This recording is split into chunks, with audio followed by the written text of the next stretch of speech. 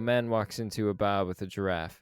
They both get pissed. The giraffe falls over. The man goes to leave, and the bartender says, Oi, you can't leave that lion there. And the man says, No, that's not a lion. That's a giraffe. What's up, guys? We're Morbid Curiosities bringing you another episode. I'm Nicholas Ewers, and with me is the lightweight champion of the world, the morbid mistress of mayhem herself.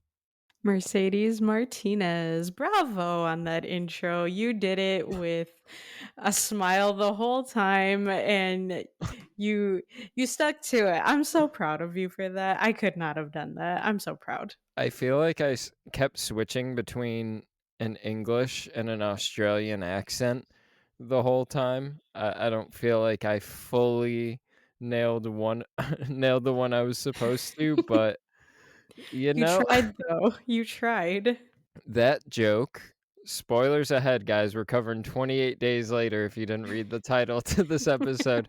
That joke, I've heard it like so many times, especially as a kid. I watched these movies a lot as a kid, and I never really understood what the fuck he was saying at all anytime I watched it. And now, as an adult watching it with subtitles, I just fully indulge in being like, yeah, I get it now. I once never knew what the hell he was saying, but I get the joke now. I'm a big boy. I can read. Maybe can't hear, but I can read. That's what the subtitles are for. It gets us or it gives us all the jokes that we can't fully hear or understand. I don't know. Have we talked about this on the podcast before? I'm sure we have, but I have to do subtitles every time I'm watching virtually anything. I can deal without subtitles sometimes. Majority of the times, or the majority of the time, especially if it's a movie I haven't seen before, but I can watch it in the comfort of my own home, I do want subtitles just so I can hear everything because I do feel like a lot of scenes just fly past me because of how the person is speaking or whatever's going on in the scene. I need subtitles. And it's funny how people hate subtitles. Like they can't enjoy the movie if there's subtitles on it. Well, those people are wrong. I'm just gonna say it now. People out there who hate subtitles are wrong. They're wrong for hating it. I know it's an opinion, but in this case, they're wrong. Throwing knives early on. It's so helpful. I feel like most adults I know watch movies with subtitles now, and they always say it to me or just say it to anybody, like, if I'm hearing them talk about it. They say it like they're the only one, and I'm thinking, like, it's most people at this point. It really does help you understand what's being said. I mean, even though I think we talked about on mic that the subtitles are wrong a good chunk of the time, Hmm. but filmmakers like Christopher Nolan, for example, one of the biggest filmmakers who draws in some of the biggest audiences, he will purposely obscure dialogue. Tenet, The Dark Knight Rises with Bane, it's a thing that filmmakers choose to do. So yeah, subtitles are they're helpful. They're more useful than they're not, and they should always be welcomed with open arms. I love it. I love it. Let's go. Let's get into 28 days later. I'm excited. Hell yeah, guys. We're covering honestly like a movie that's pretty big for me. This is going to be a big episode, but Mercedes. So we were talking a little bit before we started recording. You had said that you think you saw this movie once before. What's your relationship or experience with this franchise as a whole? I know there's only like two movies, so there's not a lot, but we got the new one coming out 28 years later that will, spoilers for the podcast, be covering in the future. So, I mean, what's your relationship to this franchise, and are you in any way excited for the new movie? I am excited for the new movie just because we are going to cover it for this. And I actually just saw the trailer for it when I went to see Final Destination in theaters. That was fun. There's some stuff I gotta say about that movie too, but I'll wait until we cover Final Destination. Do you wanna give your initial opinion for the listeners, or do you wanna wait for when we inevitably cover the FDs? The fact that they play Johnny Cash in the beginning, oh my god, that was kind of like how you felt with Bride of Chucky and, Terrifier 2 with the opening, credits song. This is how I felt going into this movie, Mhm. like, "Damn, this is gonna be a badass movie." I mean, I already figured that because I had you and so many other people hyping it up for me, so I knew it was gonna be good, but having that song in there just to start us off, that made it great. I fucking enjoyed the hell out of that You movie. felt seen. I did. You have no Y idea how many people made fun of me in high school because I listened to Johnny Cash. Fuck you guys. Johnny Cash, legendary. Exactly. Mercedes wins. Final Destination, the movie with Johnny Cash in it, is at over like $100 million at the domestic box office right now.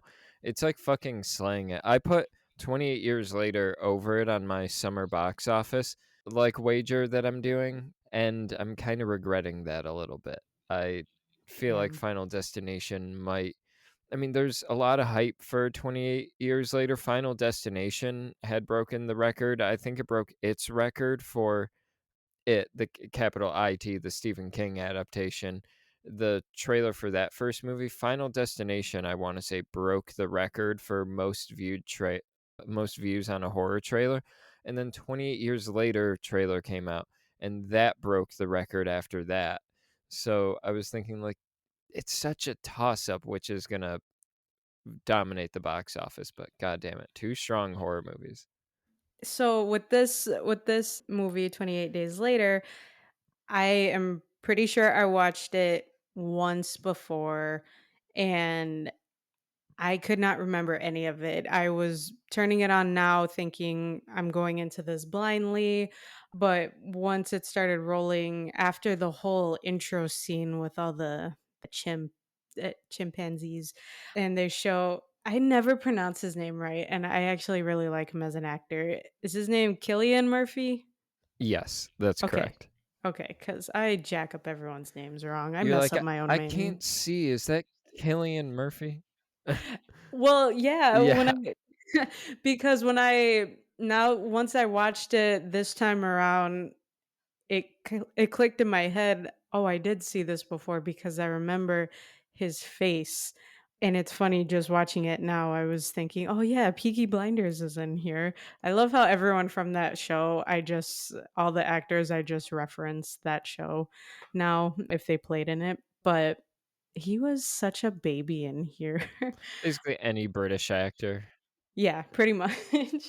But yeah, watching it now, it has me hyped up more so for 28 years later, just because it's getting me back into this creepy, fucked up world of, the virus infecting everybody. Left me so uncomfortable. I was gonna text you, like, what the fuck am I watching throughout half of it? There's so much despair in here so I feel like all of the action scenes and this like sad scenes that are included in these films is going to be so much higher or included so much more in 28 years later. So I'm pretty excited to see what that's going to bring to us. I do feel like what really sets this movie apart, and guys, if you didn't take the first spoiler warning seriously, we're about to spoil this thing, but this one ends on a very hopeful note that you don't really get in a lot of these zombie movies. It has a very pleasant ending that I don't know about you, but I really appreciate. Some people have said they find it jarring. It feels like a tonal shift.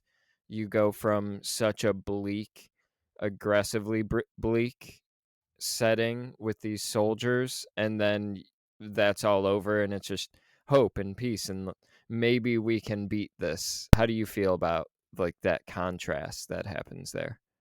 I did like it because everyone is pretty much on their own in this film. But then once they get to where all the soldiers are at, they think, okay, we found some like salvation here. We're going to get help. Everything is going to be fine. We found more people. So the whole time they're trying to escape all of the infected population, but once they're here, they're in another form of danger because Christopher, Eccleston, if I jacked up his name wrong, sorry, he basically tells, You got it. oh, cool, thanks. He tells, Killian's, person in here, Jim, he told him, "I promised my men women." So you're just thinking like, "Fuck, they're gonna full on take advantage of these 2 girls here and pretty much kill off Jim." And that part made me sick to my stomach because I wasn't expecting that. So that was just a new horror that the audience is sitting with. So the fact that they were able to escape these people and the way they did was done beautifully. All those fuckers deserved what they got. I'm just saying. I know you don't like when I say people deserve the death that they get. These guys all deserved it. Yeah, I agree. We'll get into it. But for them to dip out and then be able to escape, that was a good way to end this. Honestly, I was able to breathe a breath of fresh air after that. Hell yeah, that's awesome. I guess I'll give my thoughts on the movie pretty quickly, and then we can kind of run down the events of the movie. There's a lot I have to say about this thing, so everyone just bear with me. But when I hear what you have to say, it helps me with what I have to say, so it's okay. Yeah, so 28 days later, this whole franchise, these two movies are some of the most important horror movies to me, I'd say. I'll get more into my experience on the next episode, but 28 Weeks Later was the first horror movie that I saw in theaters. It was one of the first horror movies that I saw, period.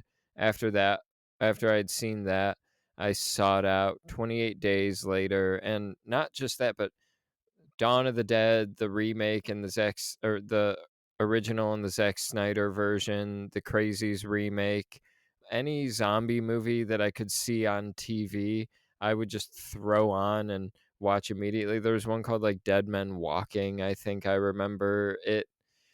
Anything. George A. Romero was a big guy for me. Diaries of the Dead, Survival of the Dead, Land of the Dead 2, the later Romeros, but not only really brought me into horror, it defined my favorite part of horror, which is zombies. I didn't realize it until, I guess, adulthood, but zombies are some of my favorite kind of horror, the kind of horror I find the most compelling when done right.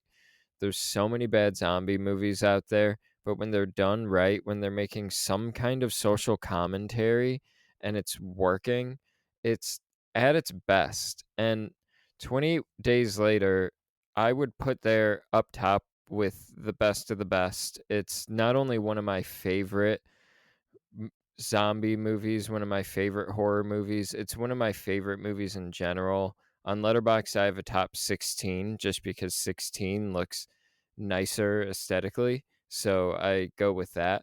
And 28 Days Later is right up there. I put it up there earlier this year after rewatching it. It just works so hard for me. And we'll get into it more so why. But this and 28 Weeks Later are very defining movies for me, and I'm proud to be here planting the flag and, waving it for these movies right now. I really hope 28 years later doesn't let me down, but it's I mean, I like 28 Weeks. I'm more forgiving of it than other people. That one didn't have Danny Boyle and Alex Garland. This one, 28 Years, and the third one both have Danny Boyle and Alex Garland, and the second one is Alex Garland writing it still, I think, and Nia DaCosta, who did the Candyman remake and The Marvels, a Marvel movie I will defend. It's not that bad, it's pretty fun, but Nia DaCosta is directing it, so it's got a lot of potential, and I guess we'll see. That's everything I got on, 28 Days Later right now. I'm ready to kinda kick this plot off if you are. I think we'll fly through it pretty fast. Yeah, and I agree with that, but start us off with the plot. All right, so I had made a joke earlier to you that kind of slipped by, but I was like something along the lines of you were looking at it and being like, "Wait, is that Killian Murphy?" Like you couldn't tell it was him. I was trying to make a comment about the way the movie looks. It looks almost like it was shot on like a potato or like a Super Nintendo or something. I really enjoy that. That's something I didn't catch originally when I had watched it as a kid. I think that just because I watched it on, like, usually pretty shitty quality devices anyway, it took a while before I got a Blu-ray, but I remember a couple years ago, I had put in my Blu-ray and was watching the movie and just being like, "This must just look like shit because of the Blu-ray. It looks kinda like shit." That was my initial thought. I've since reverted on that and have grown in appreciation for the look a little bit. But you didn't like notice anything? This was shot on like an early digital camera that I forgot the details behind it, but Danny Boyle was experimenting with it, and it was like handheld and easier to move. I think it was similar to like a camcorder, but it's something that's aged into a very specific look that not many other movies really have. So I probably didn't notice anything because I did have to watch this on my Chromebook. So that there's just giving it shitty quality. So I figured nothing was wrong. If I was able to watch it on my TV, then I probably would have noticed a difference. It might have been streaming at, like, the best possible quality on your Chromebook, and you just thought, "Oh, it looks like crap because it's my Chromebook." And I'm not trying to say this movie looks like crap, but we begin the movie with basically what a lot of horror movies tend to not show us right off the bat. It's the start of the infection. It's at first these shots of, like, public and like civil unrest, people in the streets rioting, lighting things on fire, just going fucking buck wild everywhere. And then the camera kind of pans out and it's revealed that there are these chimps watching all of these, and there are these chimps in cages, and these like left-wing animal rights activists break in to go and free them, and this scientist comes in and tells them, guys, don't do this. I know you think you're helping, but they're infected with rage. And the guy's like, what's rage? And he's like, in order to understand it, or in order to cure it, first we must understand it. So they're basically creating some form of rage within these monkeys or these chimps, and it's like rage to its furthest extreme in order to study it and figure out how to cure rage in a time where the world isn't at its best. People, I mean, they show you on camera, people are rioting in the streets. Most of this movie was shot pre 9/11. It came out like a little bit after 9/11, so it feels very of that time. But yeah, they let out one of the chimps. It attacks somebody, and that's the start of the infection. It's 28 days later from there. You got any thoughts on this? A lot of horror movies, a lot of zombie movies don't take the time to really explain the origin. How did you feel about that? I kind of like that they showed it because you're right. A lot of movies or shows don't explain how this whole end of the world sequence starts. So I actually got confused. I thought I was watching the wrong movie because I saw the chimps there. Again, I didn't read any of the descriptions on anything for this movie, so I didn't know that chimps were involved. So when I saw it, I was so confused thinking, okay, is that a monkey right there? That's a pretty hairy specimen and I don't think it's a dog. Mercedes, please. It's a chimp, not a monkey.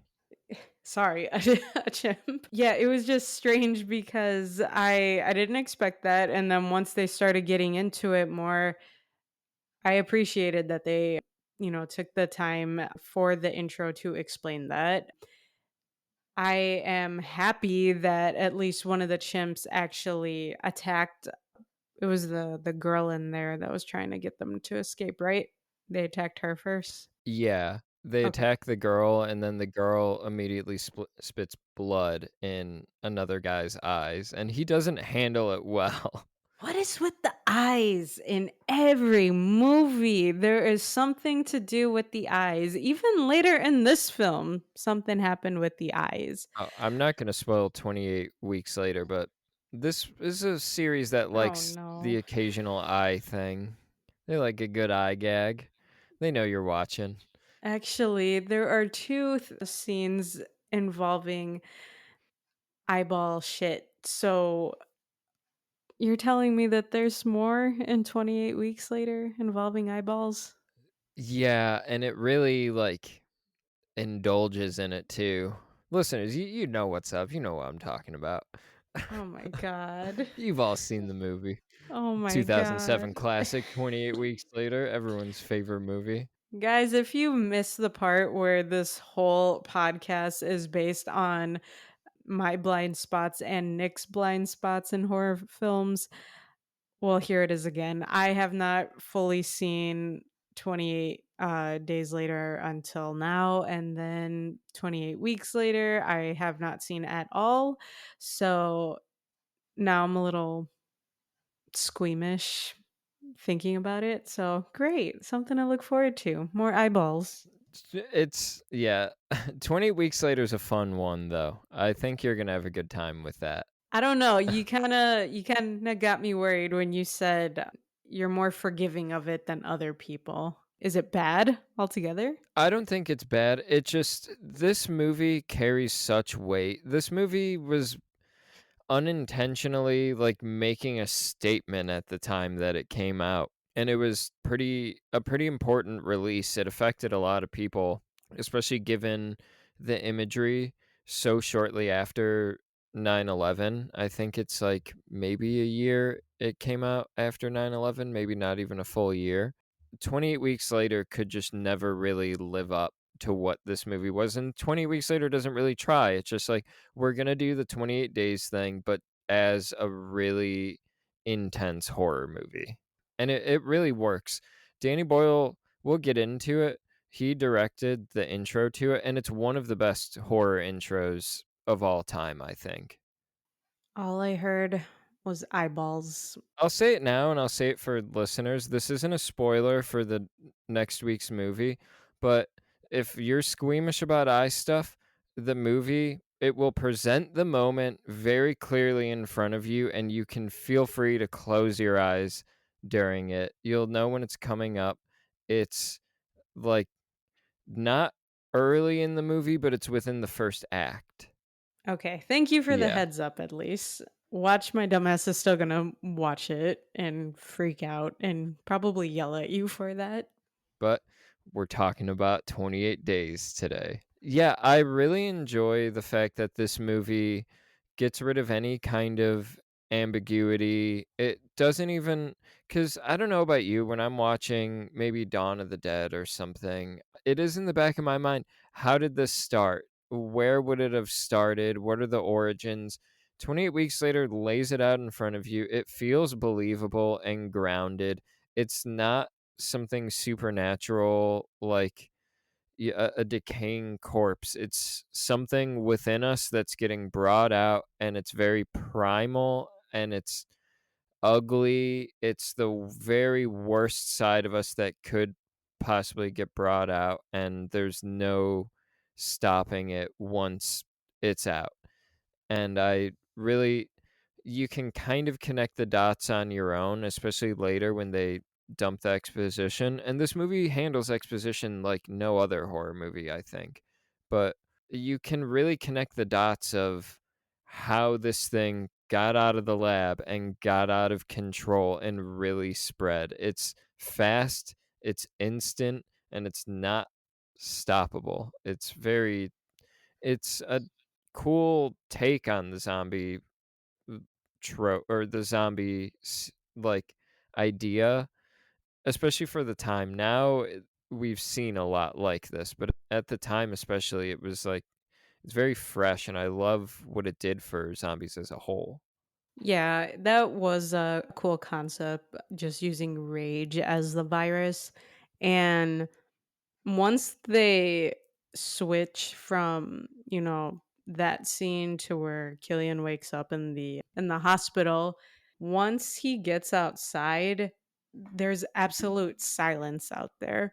And that freaked me out. I mean, you have nothing, no sound, no one around.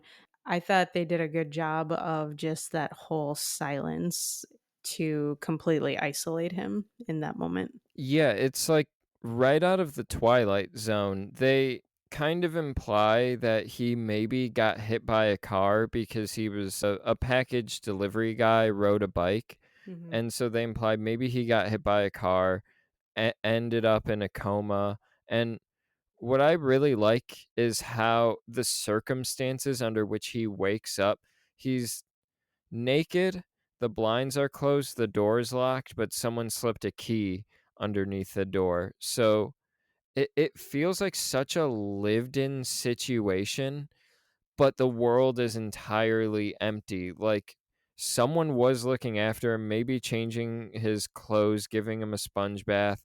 They were nice enough to close the blinds and lock the door to keep him protected, but it just nobody is there. And it I tried to put myself in Killian's character Jim, his shoes this whole time and tried to imagine what would it be like if I just woke up and everything was gone and like or everybody was gone. It was desolate.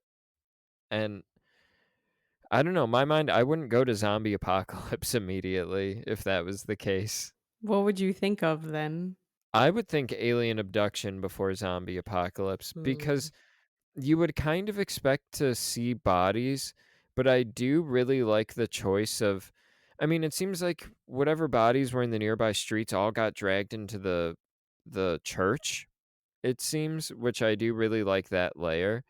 But I do like that they chose tone and atmosphere over having bodies scattered all over the place. It would have kind of taken away from what how powerful that imagery is if there were bodies all over the place. It also would have spelled it out too much for the main character, I think. No, that's true because while he is going bleh, I can't talk. While he's going through the entire hospital looking for somebody, you don't see any blood on the walls, nothing of that sort, nothing crazy, but you see all of the chairs, the phones, everything is scattered around, it's all on the floor. So you know Mhm. something's wrong, obviously, but they don't show how crazy it is. One of my favorite details too, and something I didn't really fucking pay attention to in like a character way until watching it this most recent time, but I always love the fact that he wakes up and he drinks a Pepsi. He doesn't go for water. He goes for Pepsi. I always think like what kind of fucking maniac would do that? But it kind of and I know people that like and no offense to anybody if you would reach for a Pepsi before water after being in a coma. I just I mean, I wake up from a nap and I'm chugging a bottle of water, but I mean, I it's used to chug Coca-Cola as a kid. I would wake up in the middle of the night, sneak in my mom's room because she always had a case of pop right by her door. I would grab one, I'd open it up, and I would chug it. And apparently, my entire family could hear me, whether it was my mom or my stupid siblings upstairs claiming to be sleeping. Everyone heard me, so I can relate to Killian in here. I can relate. yeah, except the difference is you weren't a bearded man. You know, I mean, we've seen his dick. He's all man. We we know. Did you expect to see his dick at all? No, I didn't. So Which is that's your introduction. that was my introduction, and I was even looking to see if he had a body double in here, and I guess he didn't. So No, that was a good intro, I guess. that was him. Good for Killian. Good, just he didn't he's packing a little bit. Nothing to be ashamed of. But He's setting the stage. yeah, I love him getting the Pepsi because in a way it does feel a little immature. And it feels like this is not someone who's ready for this fucking shit that's about to go down. Like anybody who was prepared, who is in the know about the world right now would be reaching for water and they would be grabbing every water they could find as they were reaching for it. And he goes for a pop and I was like him drinking that Pepsi is just showing this guy is not ready for what's in store for him in a couple of moments.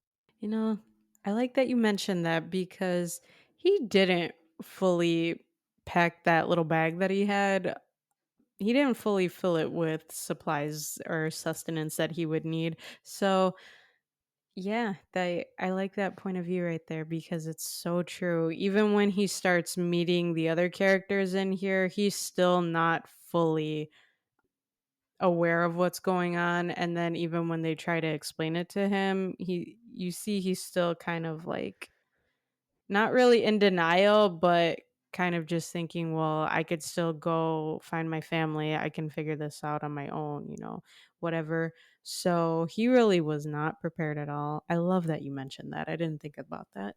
And what I like about his character too is there is a certain turning point we'll get into a little bit later, but he is very like childish at certain points.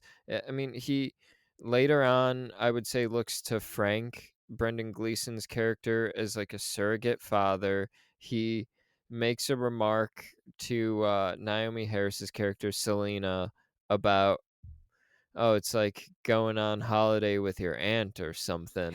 He's kind of like a fucking a little baby boy at times, and it's like, dude, yeah, you haven't lived the full 28 days. Maybe it takes that it takes that long to form a habit. Maybe it really takes that long to get hardened, but dude, fucking catch up a little bit.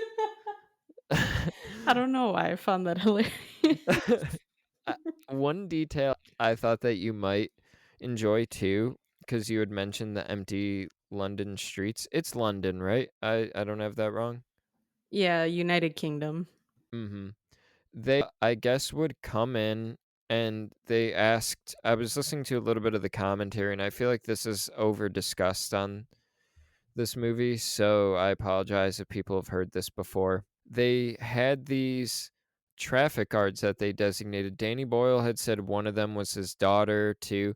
They came and they would block traffic at like a couple different points and would shoot for 1 to 2 minutes at a time and get as much footage as they could, and they did that across like 6 days the week before 9/11 happened.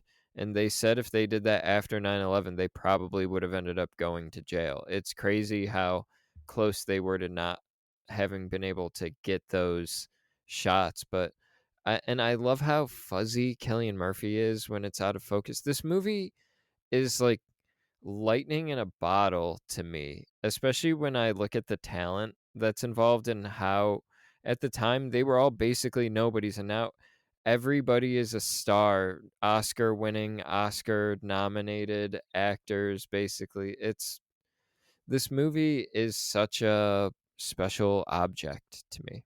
But so, yeah, he gets done wandering the streets and ends up inside of a church. There's a writing on a wall that I thought you would really appreciate. It's a slow pan up revealing the phrase backwards, actually. I thought that was pretty cool. It makes you really read it, but it says, "The end is fucking nigh," in this church. Pretty metal. I don't know. How did you feel about that?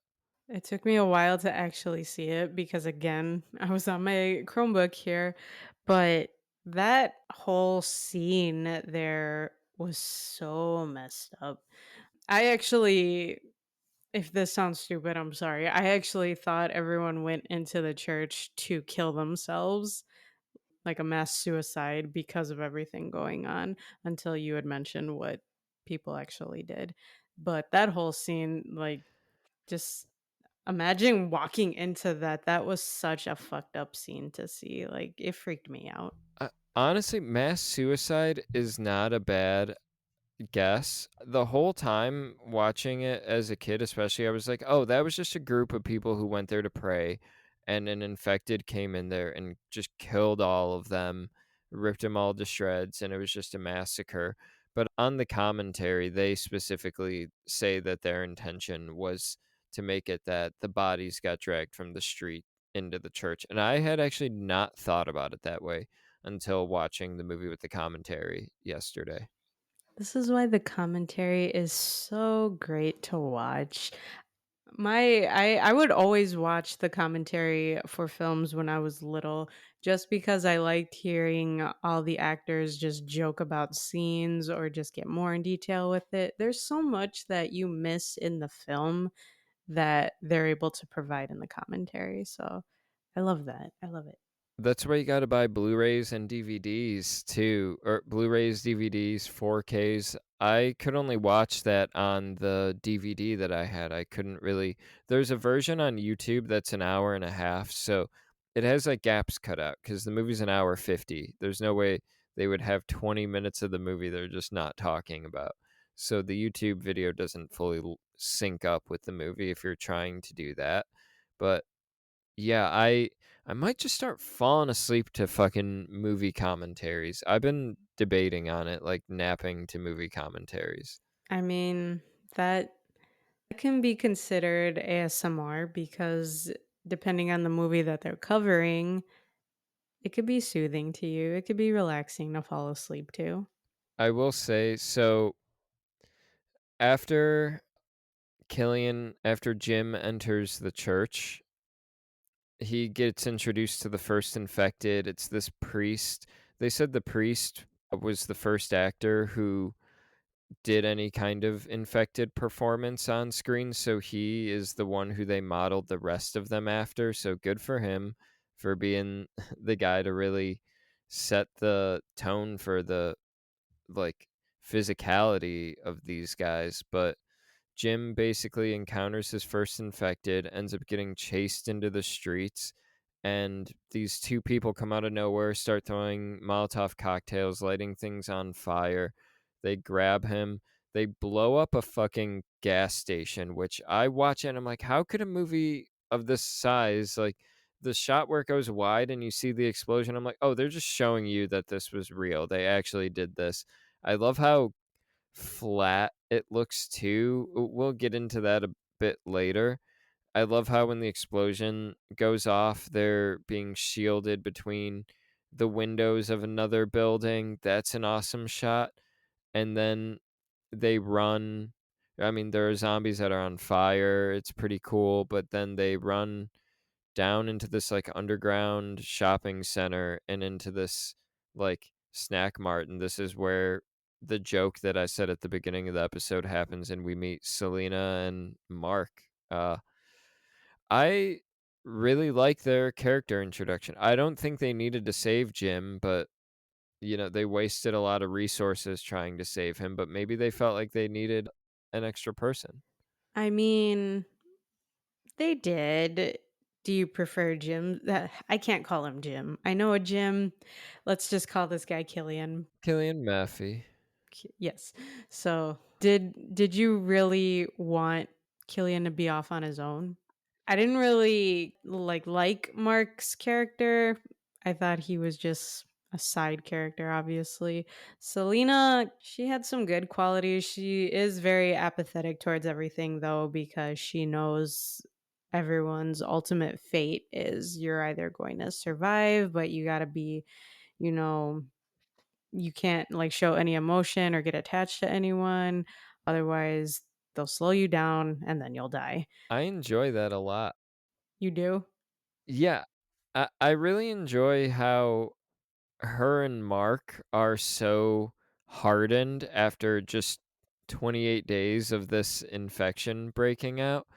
But what I like too is that, I mean, they're hardened in different ways. You can tell they are only bonded through this trauma and they have no relationship outside of their bonding of this trauma. For me personally, the whole movie is Selena. I really like her turn from hardened to hopeful and loving in this makeshift family that she eventually finds herself in. Yeah, when they end up finding Frank and his daughter Hannah, you can see her slowly start to, drop her guard a little bit. She is starting to see, there are still some things you can hold on to. So I did like seeing that. I liked the fact that she was softening up instead of just being a hard ass the entire film. And you mentioned Frank and Hannah. I don't know about you. I feel like this movie really starts fucking cooking, singing, all of it when those two enter this picture. We can kind of rush through everything a little bit and get to them as fast as we can if you want, but right when they enter, I mean, before we started recording, right when I got home, I put on the movie just to have it running in the background. I skipped right to when Frank walks up. Yeah, I like when they bring in Frank because you you nailed it right on the nose. Basically calling him like a surrogate father. He pretty much was. You see that he's trying to be a little hospitable to these two, and I was just thinking, wow, he's being very nice to people that maybe he just, wants to help them. But then they do get to that point where Selena had mentioned to Killian Murphy that, they need us more than we need them. Basically, him and his daughter are going to slow us down. But Brendan Gleeson actually does tell them that, we need you more than you need us. I know. I need to just make sure if something happens to me, my daughter's okay. And then I love how Hannah jumps in and was like, "No, we all need each other."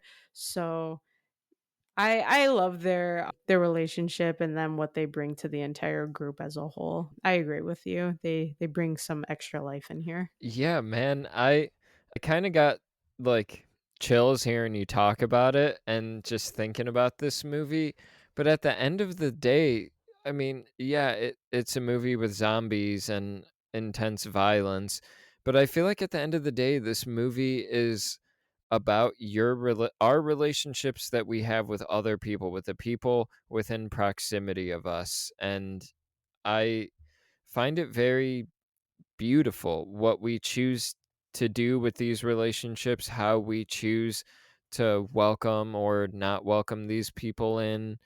Like, it's just very beautiful. The movie Killian, when he's introduced to Selena and Mark, him wanting to go to the house to see his parents, him being devastated by their death, but then being like, hey, you had it easy. You didn't have to see what we saw. Mark saw his dad infected and turn within like a crowd at the airport. Mark said he was standing on something soft and like it was a body. I was kind of thinking like, was that your sister you were standing on? It's like a very dark story, but all of these people had these dark endings with the people that they were closest with, and Killian kind of got a little bit of relief. And I just like that this movie is about yeah, the relationships we have with the people closest to us, whether it's physically or just, spiritually, however you would want to phrase it. Yeah, I like that they were bringing that up to Killian too, because obviously he's devastated that his parents passed away. They took pills to, kill themselves, right? Yeah, and I wish I remember the note that they wrote, but it's like so profoundly sad where it was like are sleeping now. Something about like it's relating to him being in the coma and being asleep and Yeah. them eternally sleeping and joining him. It's like the saddest thing. But honestly, if there were a crazy apocalypse, that would be the way I would probably want to find a loved one compared to so many other ways I could find them. Yeah, it said something like, "We left you sleeping, and then, now they're sleeping and don't wake up," something along those lines. Damn. Yeah. That was very that was hard to read, and I When thought you that said was don't wake up, it like took my breath away for a second. right? When I read that, I'm like, "They didn't write that no, don't do that to me," but Wait, if they're dead, how could they have written that? That must have been someone must have put that there. I know.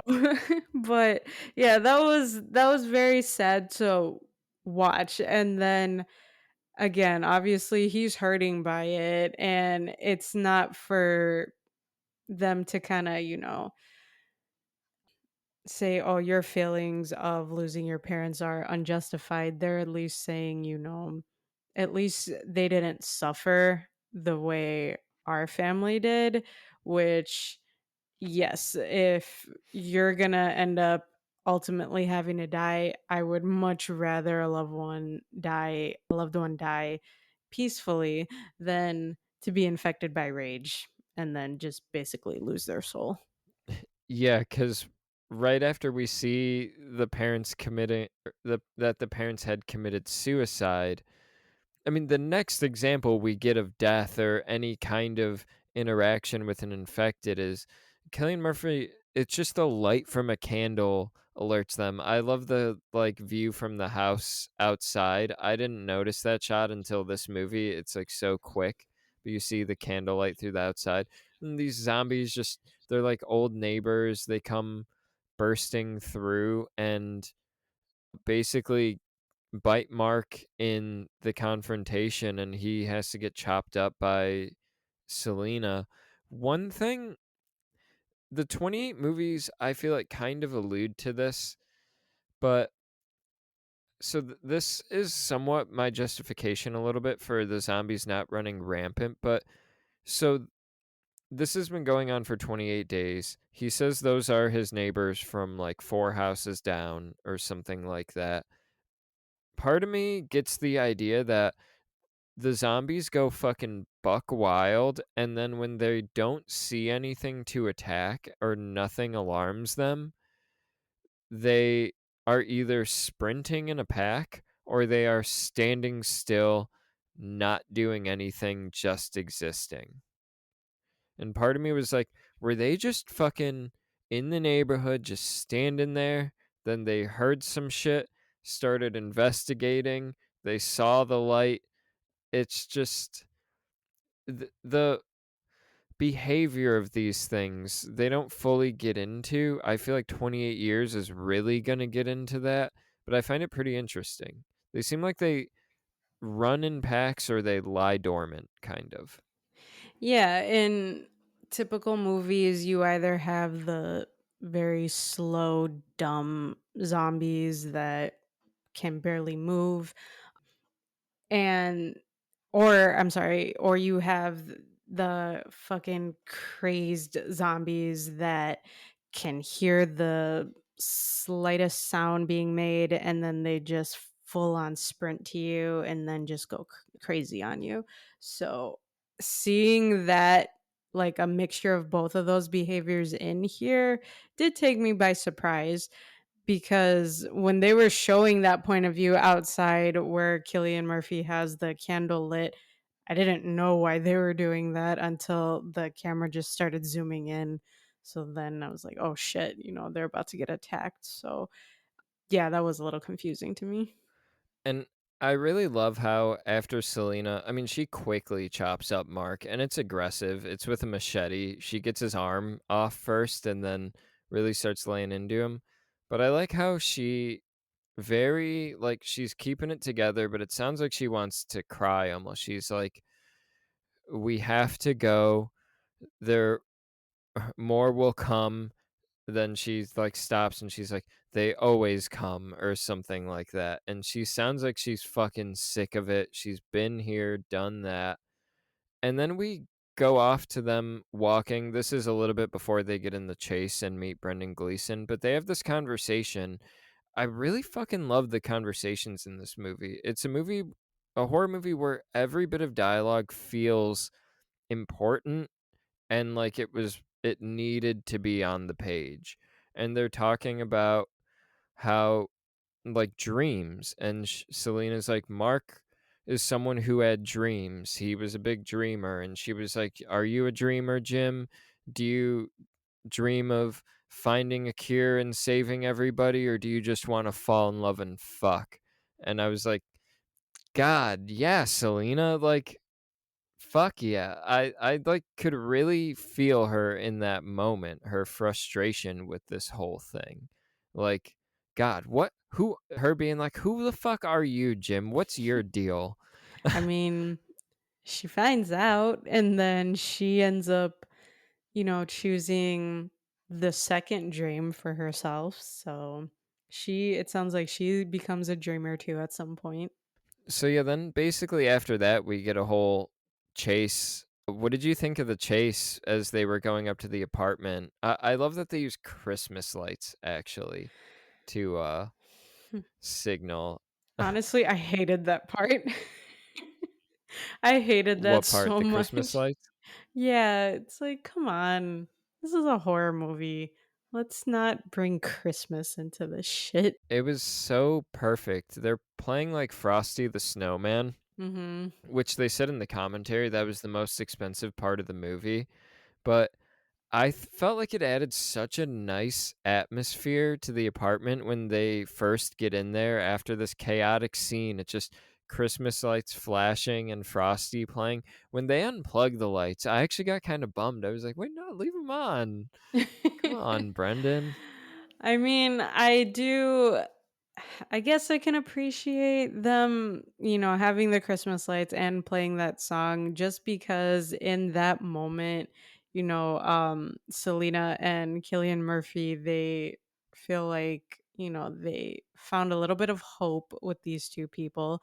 And I mean, they end up not being assholes to them. They are genuinely trying to join forces. That way they can get to their destination to just get out of the whole city in general. So there was some charm to that scene, but still, let's not talk about Christmas here. I mean, Killian needed a little bit of Christmas, I think, because Brendan, if Brendan Gleeson's character Frank didn't come in, I think uh Killian Murphy dies in that moment. I don't think Selena goes back to save him. I think he gets eaten or brutalized in that stairwell right then and there. So I mean, a little Christmas, you Yeah, know. she was full on leaving his ass, but Yeah. at the same time, while he just kept saying like whatever, like wait for me or whatever he was yelling to her, I was at the same time I was just like, dude, shut the fuck up. Like stop talking, stop bitching, just start running. That adrenaline should be pumping in you right now just to, fight for your life right here. So, but honestly, if I have to run up the He stairs, just got out of a coma though. I know, the poor guy, he needs actual food and is, struggling, recovering from a head injury as well. And running up the stairs, that's no joke. I fall going up the stairs a lot of times. People make fun of me and are just like, "How do you fall going up the stairs?" Motherfucker, you slip on a stair and you fall. It happens. It does not only happen to me. But anyway, he that's a hard task to do, Oh, it and happens a lot. I feel like it happens more than falling downstairs, honestly. right, exactly. Everyone that I would tell that to, they would just look at me so weird. It happens. You're like tripping up the stairs as opposed to falling up. You know what I Yeah. mean? Peop Yeah. People are just getting hung up on the word fall or falling up the stairs. It I don't know. Again, This is another case of other people being wrong. I agree. I agree with that. But I mean, yeah, if I was in this guy's situation, I probably would have been killed too, or killed. He didn't get killed because I would not have made it all the way up the stairs. I wouldn't have been screaming like him, but I wouldn't have made it up the stairs. I don't think I would have. I feel so bad for him when I watch that scene. I'm just like, "Oh my god," when he's screaming, he's like, "Selena, wait!" I'm like, "Wait for him, Selena. Fight off the infected." But that's the difference between the people in this movie and a lot of other zombie movies. These people don't really seem like they have any interest in duking it out with any of these people. They're trying to get away. But Brendan Gleeson, Frank, he's smart with having that riot gear.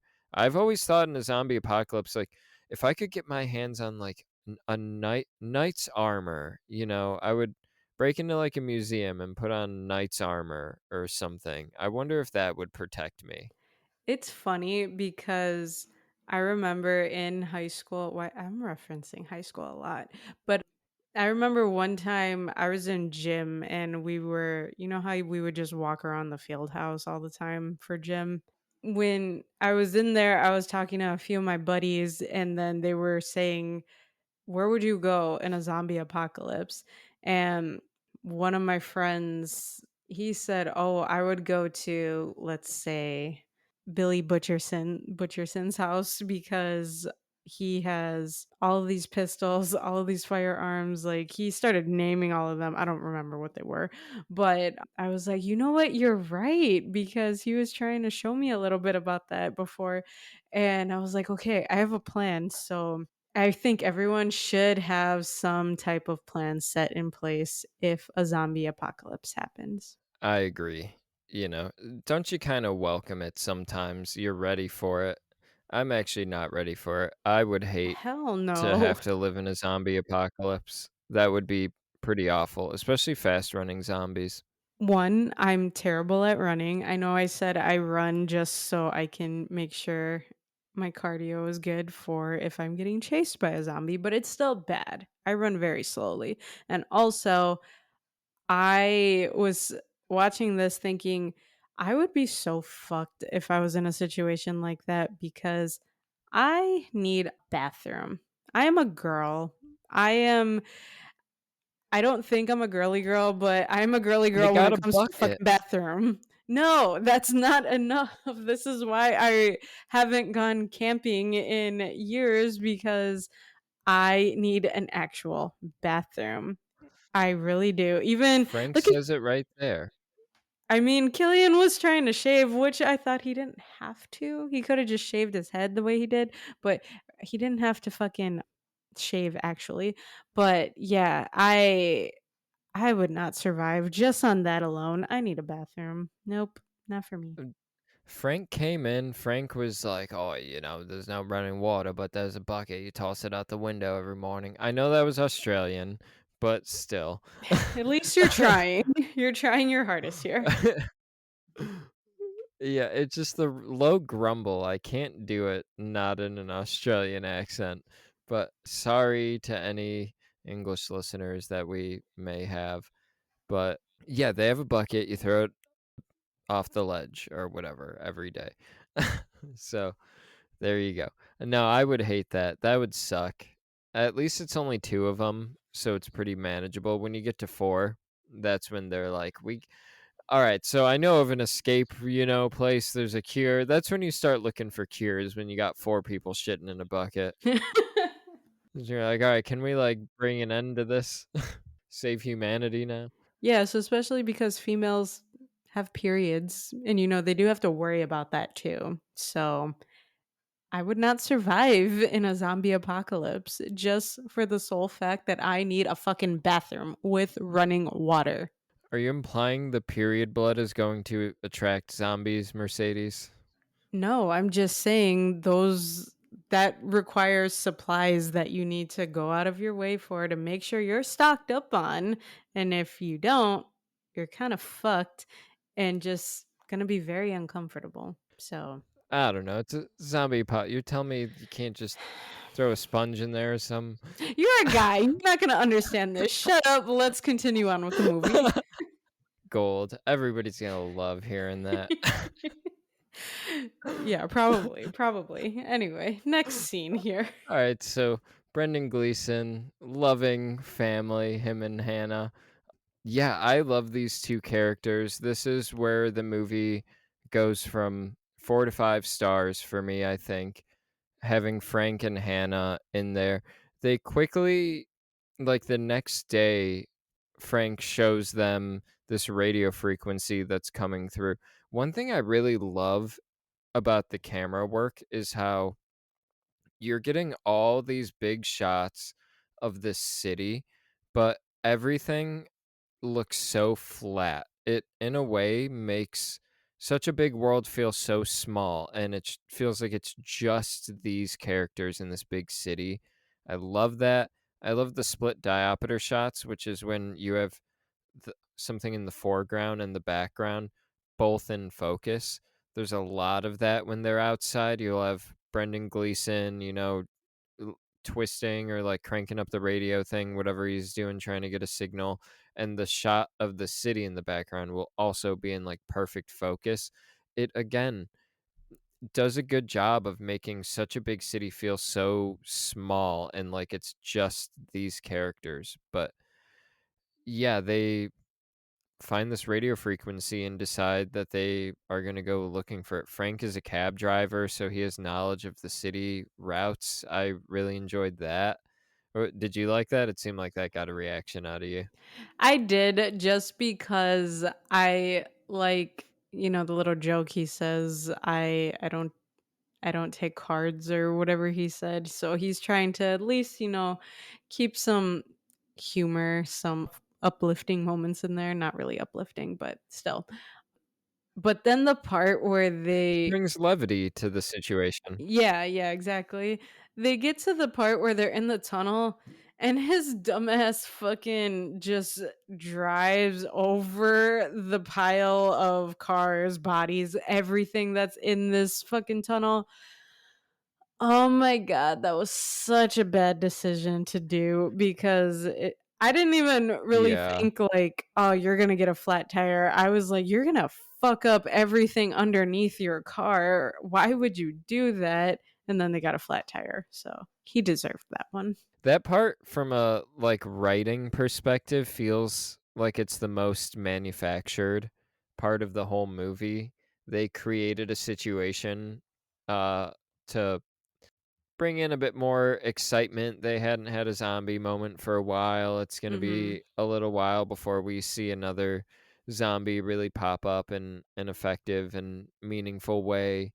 So it seemed like a way to get some zombie action in there. I like how Frank is kind of reckless. It's the only way they can really get over this barrier. That's at least my understanding. They can't really go around it, Mhm. and Frank is making the most of it, but I do like how quickly they change that flat. It seems like maybe an unrealistic amount of time I've changed a flat, and it takes a while, but older car, maybe it was a bit easier. I realistically, I think they're most certainly dead in that moment, but it's still pretty exciting. It is, and I love that Hannah is the one that's changing the tire, not him. So, I thought that He's I don't picking know. up the car. Yeah, yeah, he's doing all the heavy lifting there while she's, being Speedy Gonzalez getting that tire switched. So, that was a cute detail that they added there because imagine if none of them knew how to change a tire. Imagine if they didn't have a spare tire. They really would have been fucked at that point. Yeah, they just got to square up with these fucking zombies. And again, these ones don't seem like ones you can really fight off. Even the Dawn of the Dead fast running zombies, I mean, those seem pretty impossible too. But there's something about the 28 days and weeks later zombies that feel like almost touching them is going to get you infected, or just getting within arm's reach, they're going to brutalize you. Yeah, I feel like it's It's also because they use the word infected a lot. I know other zombie films do Mhm. too, but they usually say I've been bitten. But in here, they only say infected, at least as far as I can remember. So I think Yeah. with that, it kind of makes it feel like more severe where, as soon as you touch them, I'm infected. Ooh, I have cooties essentially. So, I mean, that's what I was getting at from it. It does need to be body fluids, and they do, like, mention the word bite when Mark get before he dies. Celine asks him, "Were you bitten?" She asks him a Mhm. couple Oh, times, "Were you yeah. bitten?" But it what separates the 2, because I guess they're not technically zombies, because zombies, you would have to be dead in some way, I think, and these people aren't undead, they're just like a host for some type of parasite or, yeah, infected. They're just very, very incredibly sick people to the most extreme degree.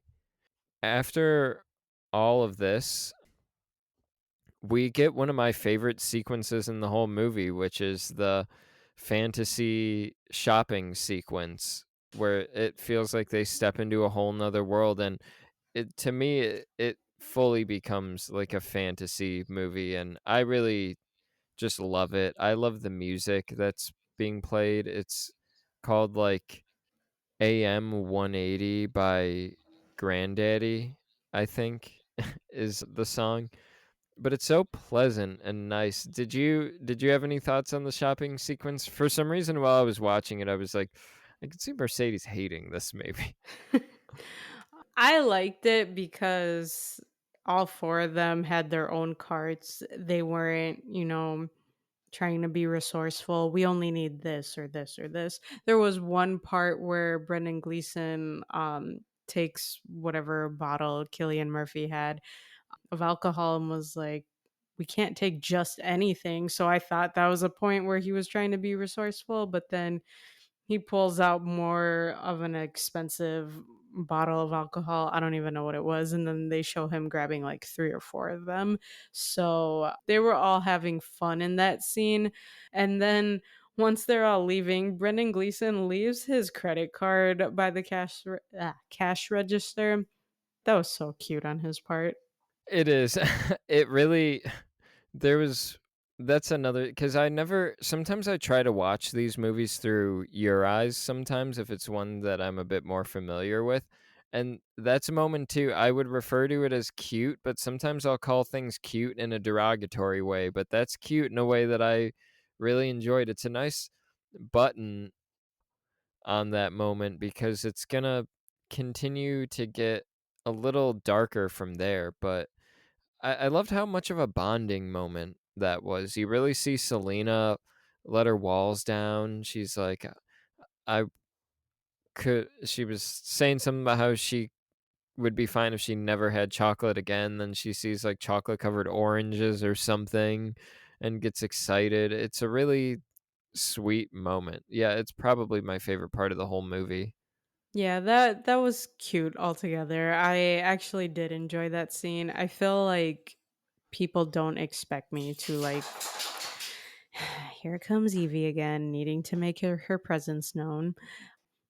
Yeah, I feel like people are always expecting me to not like scenes like that, but that one I did enjoy. It was cool.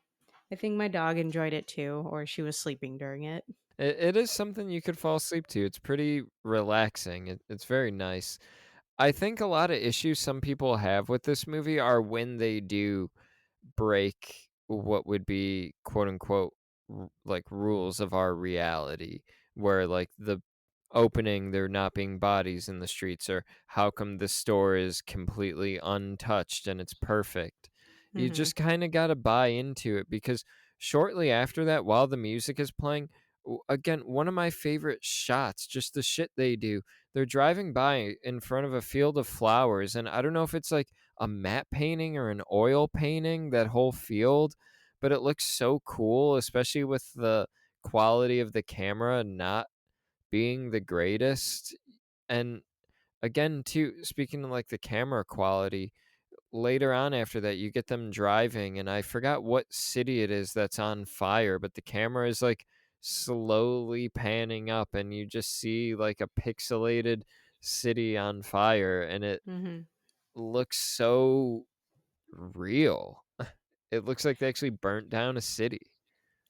Yeah, that was intense to see because I was thinking, wait, is that where they needed to go? Now what are they gonna do?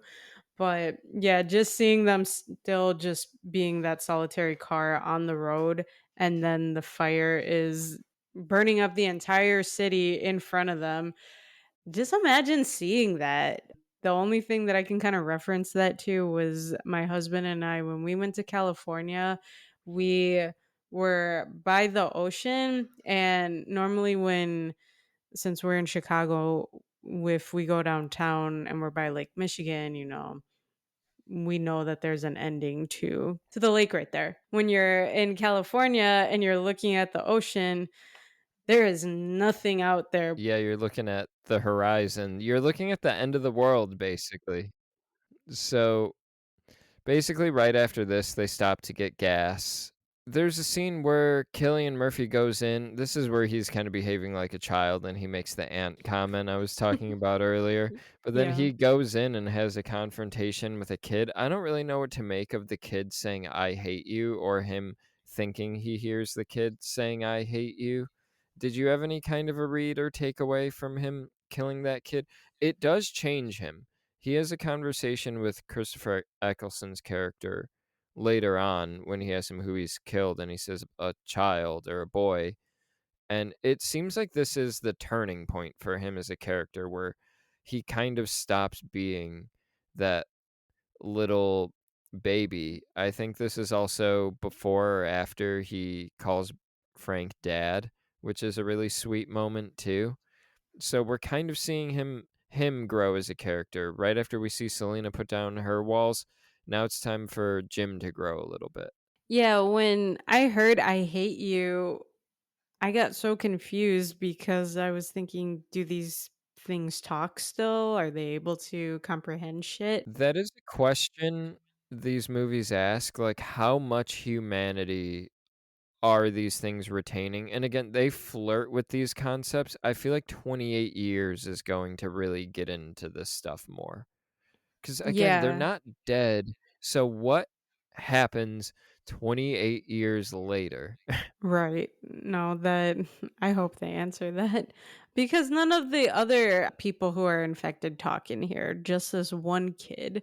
So, and I actually do like that it was a kid that ended up being Killian's turning point that he had to kill off, not because it was a kid, but going along with what you said, that's the point where he kind of grows up and is finally, okay, I have to stop acting childish here and, fully embrace the fact that, I have to help or, protect myself while also helping these other people that I'm starting to grow attached to. And yeah, you could see his whole demeanor changes obviously once he leaves. And yeah, little by little, you see him trying to become, more of a manly figure in here compared to how he started. Yeah, with him, also, like, for the "I hate you" moment too, I haven't fully always known how to read that. At this point, I kind of take it as Cillian Murphy's character just projecting that onto this creature. Like, him still viewing this kid as a human and trying to put reasoning in his head to, like, okay, what is this, like, nonverbal aggressive kid trying to communicate to me in this moment of rage? That was at least kind of what I was reading in that moment, but I really don't know what the correct read on it is. Shortly after that, we end up at the, like, base, the location that the signal was telling him to go to, and it's pretty desolate. Frank is upset, and this is one of my favorite zombie or, like, deaths in a zombie movie. Frank is frustrated. He snaps, like, he's like, they say, "We should go, Frank." And he's like, "Go where?" And then he storms off and he sees a crow picking at a dead body. And what does he say? Does he say, "Leave it"? Or get Or, off of it. Get yeah, off it. "Get off it, get off it." And then he starts, like, kicks or shakes whatever fence to get it away. And a drop of blood falls in his eye. It's fucking unfortunate. It's just one of those things where every time I watch, I'm Heartbreaking. like, yeah, it's just like, damn. You hate to see it happen. You kind of know watching the movie, especially if you know where the movie goes, you understand why they kill Frank. I don't think Frank is a character you can have around for the last act given what they do with it. It seems pretty intense, and I don't think he would make it out of that last act alive. So this is a very appropriate send off for him. It's very well done. It's so sad and unfortunate. But one of my favorite parts is thinking about it from the perspective of Hannah, Selena, and Jim. To them, Frank was just like, go where? He has a fucking outburst, walks off, comes back, says, "Hannah, I love you. I'm sorry about that. Get away from me." And just turns into a zombie. And then Selena is like, "What the fuck?" Jim walks around the corner. Selena's like, "Kill him! Oh my God." Just Naomi Harris is acting the fucking shit out of this scene. That's what I love about this cast. They would all go on to do great things, but they're in this movie early in their careers, fucking giving it their all. And that scene is so tragic in so many ways. Oh man, it's heartbreaking and it's great. One of the most effective parts of this whole movie. I hated that scene so much. It made me so sad, so upset. I get why they had to kill him off, but that was so fucked up to watch. And then at the same time, I was thinking, if I was in that situation, that probably would have happened to me because dumb shit happens to me all the time. The most unfortunate things happen to me. So let's hope that doesn't happen to me. I would hope so. I or hope not, I should say. You would hope That so. Damn. Okay. Now I see how you I really hope feel. nothing. I hope nothing like that happens to you in a zombie apocalypse. I It reminded me of a situation I was in at a summer job. I was kicking a little fence, and then a wasp came out and stung me. It came out of like a hole in the fence and stung me. I was like, "Oh, yeah, I couldn't have guessed that was gonna happen." And Frank was in that same situation. Oh man, it's effective. It's beautifully tragic. But then the military come in and they light up Zombie Frank and Hannah's like, "Dad, Dad," and it's like, It's "Hate to break it to you, painful. kid. Mhm. Brendan Gleeson's dead. He ain't your daddy anymore." Poor kid, poor kid. And then in that moment, like when Selena's trying to just, kind of console Hannah at that point, or just not console her, but make sure she doesn't go off to her dad because she knows he's infected. You see her not becoming like not a surrogate mother type, but you see her just becoming more of a protector for her. So that is also helping to break Mhm. Selena's outer shell as well. Yeah, they kind of become adoptive parents, and that's one of my favorite elements of zombie movies are the makeshift families. Dawn of the Dead is a big example of that, but I love it the most in this movie, the makeshift family that they create in this. They'll go on to do it in you'll see 28 weeks. It's just a big trope of the zombie uh series, but this movie does it like no other. It feels like these characters really do care about each other. Yeah, I agree. I was thinking of, I know it's a comedy film, Zombieland. That was a cool movie to watch. I did enjoy it, Hell but yeah. but there like what did you call it? The family? There was the term and then you said family. What was that? Oh, the makeshift family. Makeshift family. Yeah. So the makeshift family in there, you basically have similar characters. You have the oldest male, you have the two that are going to be a couple, and then you have the youngest female. This one, just the actual family ties was between Emma Stone and then the girl who plays her sister. I don't know her actual name. I think it's Abigail something. Their little family they had going on, it was okay. I think I just like them all as individual characters, whereas here I like the family ties that they are all building in this film, probably because they're all sharing trauma and you can actually feel it more compared to how Zombieland is more of a comedy movie, obviously. I've never realized up until this point. You nailed it right there. Zombieland is doing the um 28 days later thing. It's the exact same dynamic. Jesse Eisenberg is like idolizing Tallahassee as like this father figure. Killian Murphy's not really idolizing Brendan Gleeson, but they're doing very similar things just in a slightly different way. Man, you kinda nailed it. It is Zombieland is the 28 Days Later parallel, just without the coma, really. Our lead knows what he's doing instead of not knowing what he's doing. Have you seen Zombieland 2, Double Tap?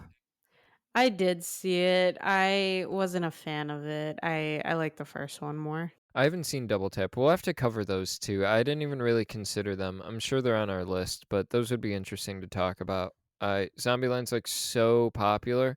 I've seen it too many times at the time when it came out, and I've greatly distanced myself from that movie, similar to, like, Elf, just very overwatched movies.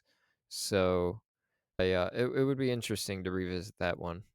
So this is where we get to the final part of the movie, and we get introduced to a character who I somehow always forget is in this movie. It's Doctor Who himself, fucking Christopher Eccleston. Mercedes, you a Doctor Who fan? I tried to watch it and it Nerd, only because I was told to watch it. I did not enjoy it, nerd. but I didn't finish it, so you can't really call me that. You could call me a nerd in other contexts, but not regarding Doctor Who, because I couldn't watch it. You And called me then like Weenie Hut Junior before. It, well, you deserve you know that. the When I call you it something, it's just playful. When you insult me, it's hurtful. I feel that straight in my heart. That's like a stab in the gut or a knife in the gut. So it's different. What the Just remember listeners that. don't know is we had the same conversation off mic, and I didn't call you a nerd. I know. But now we're here, the mics are on. He has to upstage me with his amazing vocabulary and then just always prove me wrong on Okay, every point. And then now it just, it's so bogus. you can't make me feel bad for the person that I am. I talk the way I talk. You make me feel bad for the person that I am. I don't try to. It's okay. No, you don't. Calling you a nerd, I was just kidding. No, I don't care. I don't care. Yeah. But no, it was funny because I forgot Christopher Eccleston was in Doctor Who. My brain was thinking, man, why does this guy play an asshole in everything he's in? Even though I was only He kinda does. right? I was only referring to one other film that I saw him in, which was Gone in 60 Seconds. He plays such a dick in there. So once he turns around and shows his true colors in here, man, I knew I didn't like this guy for a reason. He's a priest in this TV show that I really liked called The Leftovers. That listeners, if you have HBO, I encourage you to check out. It has 28 Days Later vibes, except without being zombies. But he's really good in that. And if I remember correctly, he's kind of an asshole priest. He's Of kind of an course he asshole is. in True Detective season 4. He's an asshole in Thor the Dark World. He's Malekith, the dark elf. I mean, you can't be a dark elf without being an asshole. Yeah, I mean, the guy is just he understands the assignment when he gets all of these roles. They probably cast him for that.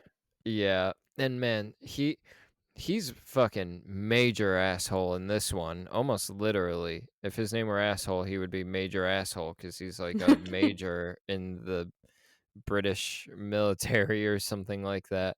But he essentially brings them all in.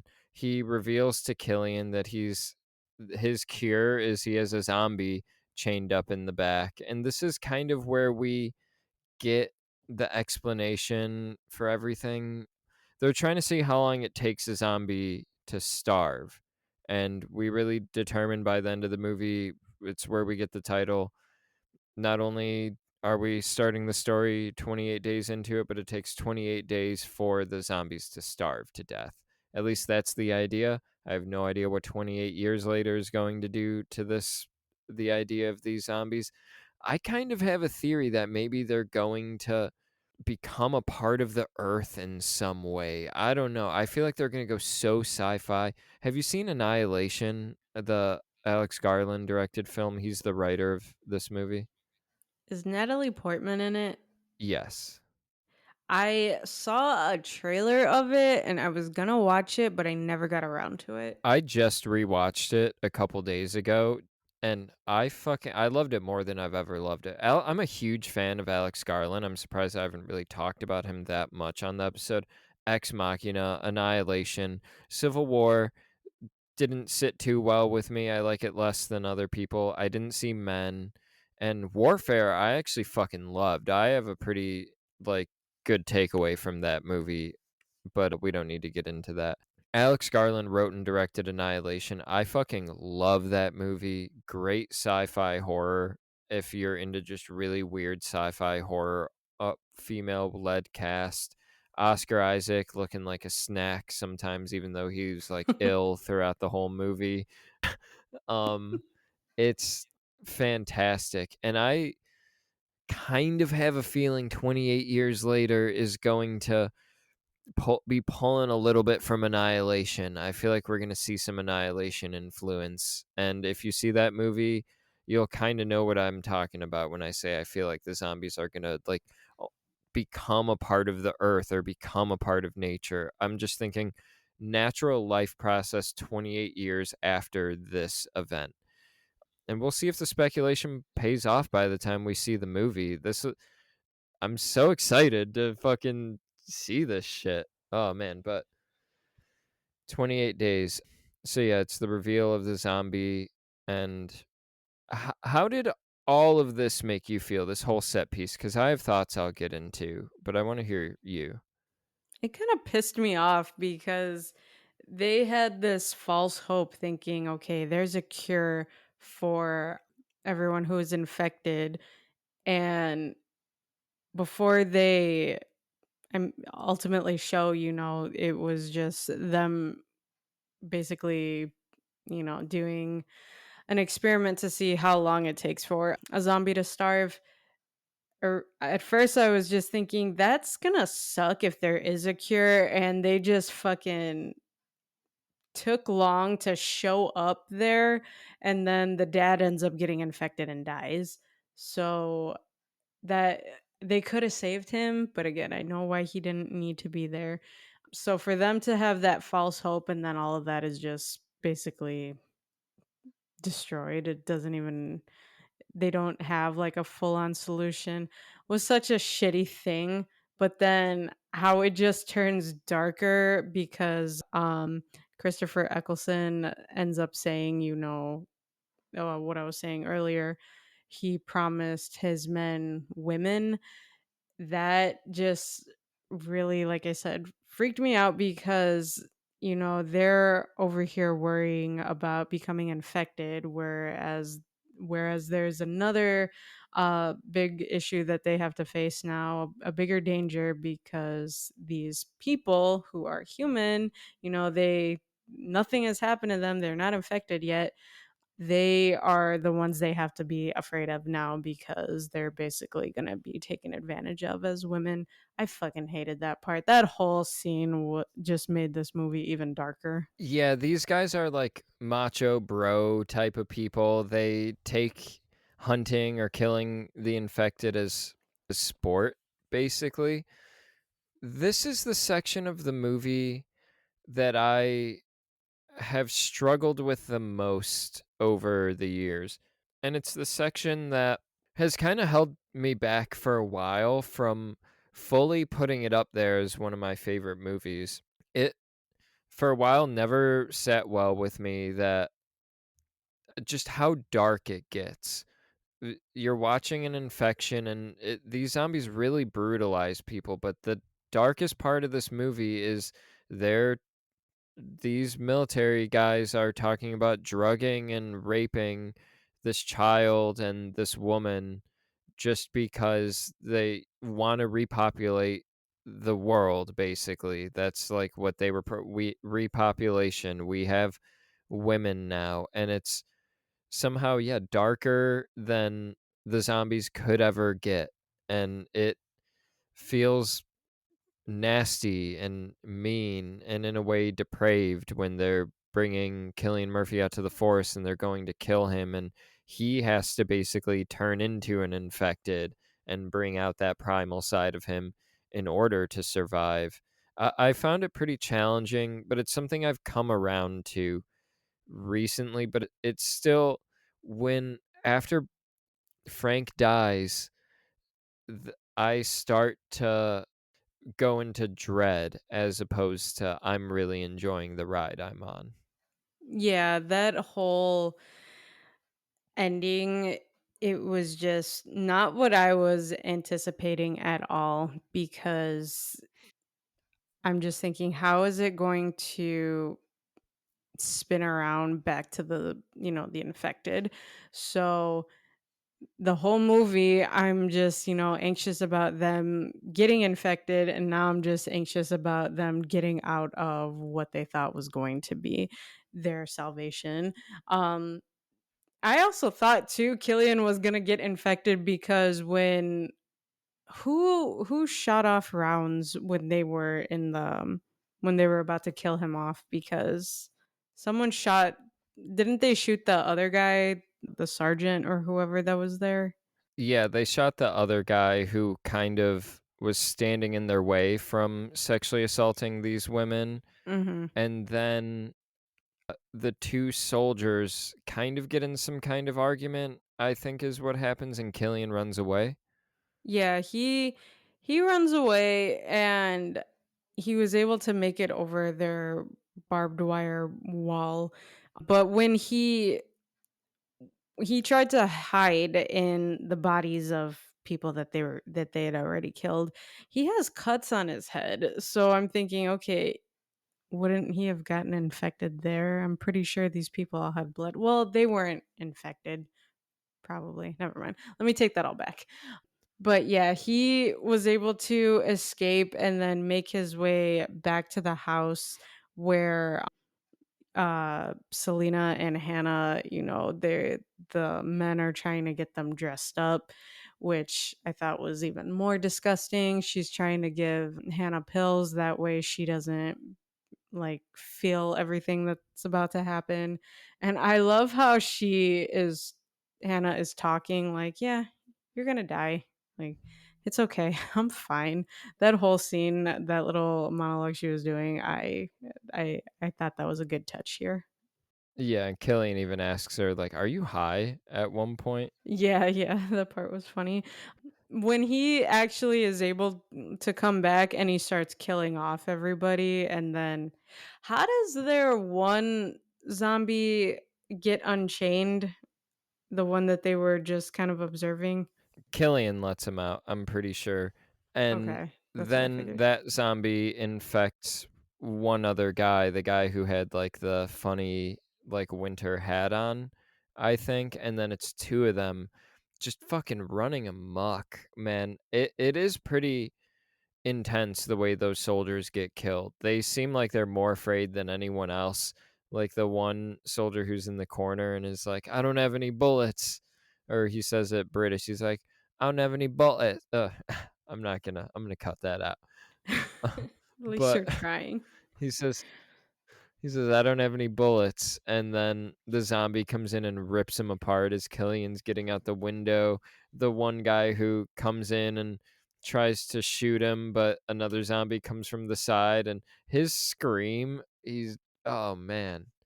These guys all went out like fucking bitches, and it's pretty appropriate. It feels like justice in a way.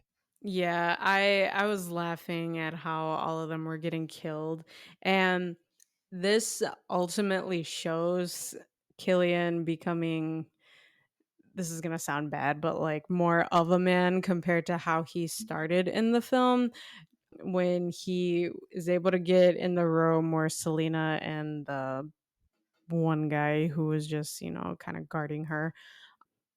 He is able to fight him throughout the whole movie. Killian's getting his ass beat by everybody, but in this part, his shirt was caught on the barbed wire, so he was shirtless.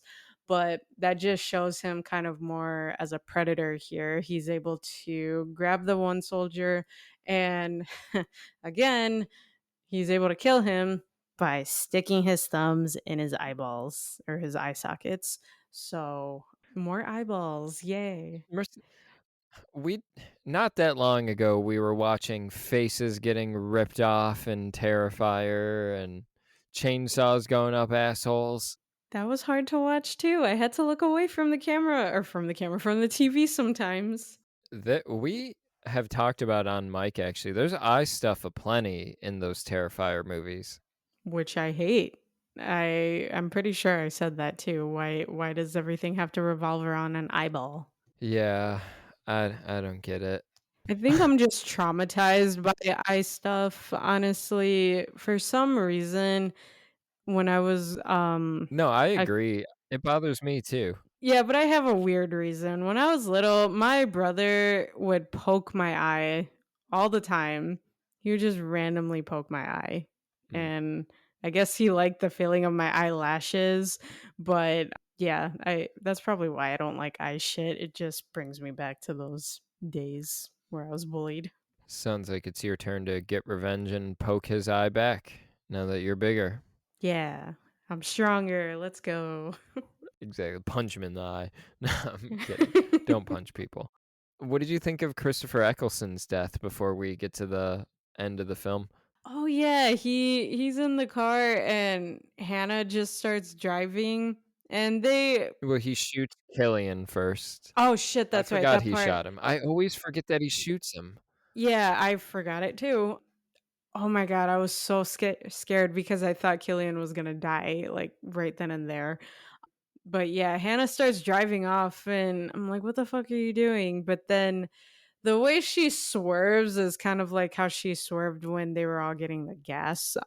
But she just breaks and then the infected zombie, he just breaks through the back window and grabs Eccleston out of the car and just goes to town on him. That was well deserved. I didn't expect him to go out that way, but that was well deserved.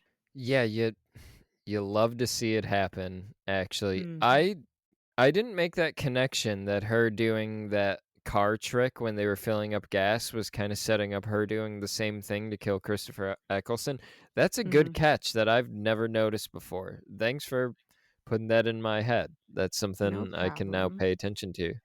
But afterwards, they end up, I don't know if they take Killian Murphy to a hospital, but they patch him up, they get him all good, and then we get the title for a second time 28 days later, dot, dot, dot. I think it has the ellipses at the end of it. But Yeah. they kind of give you the idea that Killian was in a coma again. I don't think that's actually what happens, but he wakes up this time no curtains. He points that out. He's like, "Oh, even the curtains are gone." Selena and Hannah are Selena's like sewing together curtains to make a little sign.